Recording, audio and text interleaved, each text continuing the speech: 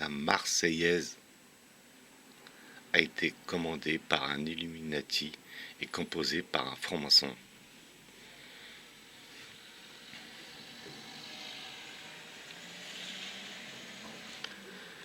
La Marseillaise, notre hymne national, fait malheureusement parfois polémique aujourd'hui pour ses paroles guerrières.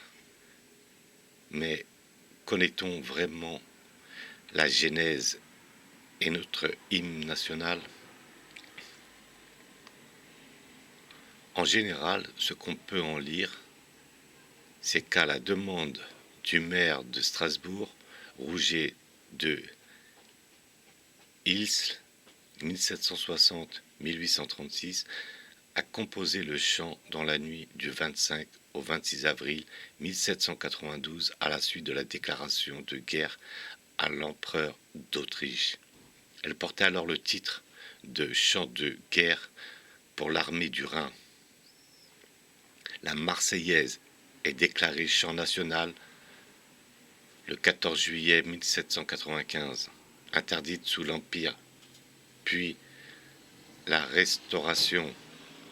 Elle est remise à l'honneur après la Révolution de 1830 et redevint hymne national sous la Troisième République. Le ministre de l'Éducation nationale conseille d'en pratiquer le chant dans les écoles à partir de 1944, pratique qui est dorénavant obligatoire à l'école primaire. Proposition de loi du 19 février 2005, adoptée le 23 avril 2005, modifiant l'article L. 321-3 du Code de l'éducation. Les constitutions de 1946, 5e République, et de 1958, 5e République, conservent la Marseillaise comme hymne national, article 2 de la Constitution de 1958. Donc, revenons à l'histoire. Après la déclaration de guerre de la France à l'empereur d'Autriche, Philippe Frédéric de Dietrich, maire de Strasbourg, demande à Rouget de Isle de lui composer un nouvel hymne pour son armée. Rouget de Isle, qui est un jeune capitaine du génie de garnison à Strasbourg depuis 1791, le baron Philippe Frédéric de Dietrich est un membre éminent de la loge de la candeur, une loge de la stricte observance du directoire écossais de Bourgogne. De Dietrich, comme d'autres maçons strasbourgeois, appartient aux Illuminaten, les Illuminati, autrement appelés Illuminés de Bavière,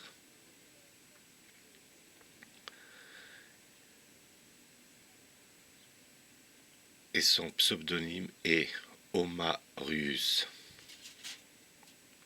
Daniel Ligou nous dit à propos de Rouget de L'Isle, dans son dictionnaire de la franc-maçonnerie, Rouget de L'Isle, Claude Joseph, 1760-1836, le célèbre auteur de la Marseillaise, a appartenu à la loge des frères discrets Orient de Charleville. Plusieurs membres de sa famille ont appartenu à la loge L'Intimité Orient du Niort. Initié, passé au grade de compagnon puis élevé à la maîtrise en 1782, en quelques mois selon les usages de l'époque, le frère Rouget de L'Isle a ensuite probablement visé les loges au gré de ses affectations. Rouget de L'Isle fréquente le salon du maire de Strasbourg.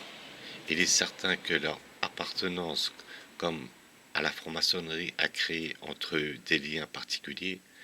Outre les militaires, ce salon reçoit aussi les frères de la loge de Dietrich, c'est-à-dire que Rouget de L'Isle les côtoie directement durant son séjour de plus d'1 an dans la capitale alsacienne, et l'on voit mal ses frères ne pas évoquer au détour de quelques conversations quelques éléments de leur vie maçonnique.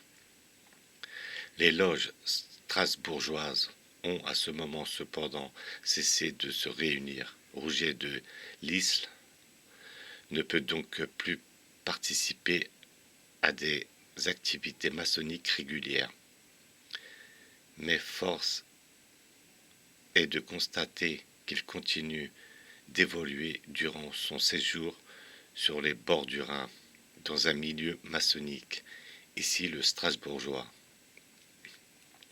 C'est bien le maire de Strasbourg qui, quelques jours après la déclaration de guerre, demande le 25 avril 1792 à Rouget de Lisle un chant militaire pour l'armée du Rhin, particulièrement inspiré. Le jeune capitaine le compose, musique et paroles, dans la nuit qui suit, celle du 25 au 26 avril. Dans un commentaire à cet article, Michel Pélissier fait juste titre remarquer le rôle fondamental joué dans cette affaire par un autre franc-maçon célèbre, le général François-Christophe Kellermann, futur vainqueur de la bataille de Valmy, 20 septembre 1792. René Reyes, dans son livre intitulé sobrement Kellermann, Talendier Paris 2009, écrit page 104 que le capitaine Rouget de Lisle est sous les ordres du général Kellermann, qui commande l'armée révolutionnaire à Strasbourg, et c'est Kellermann qui a invité le jeune capitaine chez le maire. Reyes cite le billet que Kellermann aurait envoyé le 20 avril 1792 à son subordonné. Il y aura soirée place Saint-Étienne. Les Dietrich ont la passion de la poésie. Je verrai avec plaisir que, nouveau gradé, vous fussiez. Ne pourriez-vous pas nous faire la surprise d'un morceau inédit comme vous savez en faire? Ainsi donc, le futur vainqueur de Valmy est-il à l'origine du chant de guerre de l'armée du Rhin? Car c'est bien sous son titre original de chant de guerre pour l'armée du Rhin que fut chanté pour la première fois le 26 au soir par Rouget de Lisle dans le salon du maire Dietrich, avec un accompagnement de clavecin joué par Madame Dietrich. Dans les jours suivants, l'épouse du maire arrange un peu les partitions et se charge de les faire parvenir à d'autres personnes en Alsace et à Bâle. Nous ignorons si Madame Dietrich appartenait à la franc-maçonnerie féminine en 1792, mais elle n'ignore pas l'appartenance de son époux. Ce qui est néanmoins sûr, c'est qu'elle est membre après 1800. En 1805, la loge parisienne des Francs Chevaliers se transporte à Strasbourg pour y tenir une loge d'adoption le 15 septembre. Sa présidente, en qualité de grande maîtresse, est la baronne de Dietrich. Lors de cette tenue, elle a l'honneur d'accueillir l'impératrice Joséphine et d'initier en sa présence ses dames d'honneur. Décidément, les francs-maçons sont toujours présents dans l'entourage immédiat de Rouget de Lisle. Le père de notre hymne national s'éteint le 26 juin 1836, a choisi le roi entouré de la famille Voyard et du général Blaine, le franc-maçon Jacques-Philippe Voyard est un des signataires de l'acte de décès. Pour la postérité, son souvenir a aussi été taillé dans la pierre brute dans sa ville natale de Lons-le-Saunier par un franc-maçon de la loge Alsace-Lorraine, le célèbre statutaire Bartholdi père de la liberté éclairant le monde, dite aussi Statue de la Liberté, qui est actuellement dans le port de New York.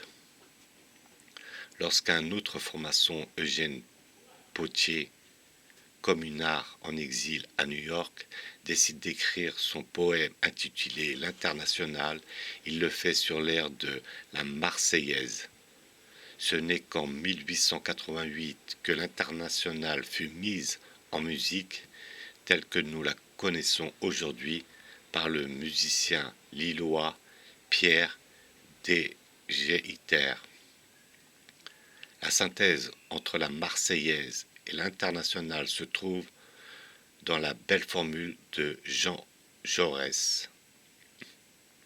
Un peu d'internationalisme éloigne de la patrie, beaucoup y ramènent.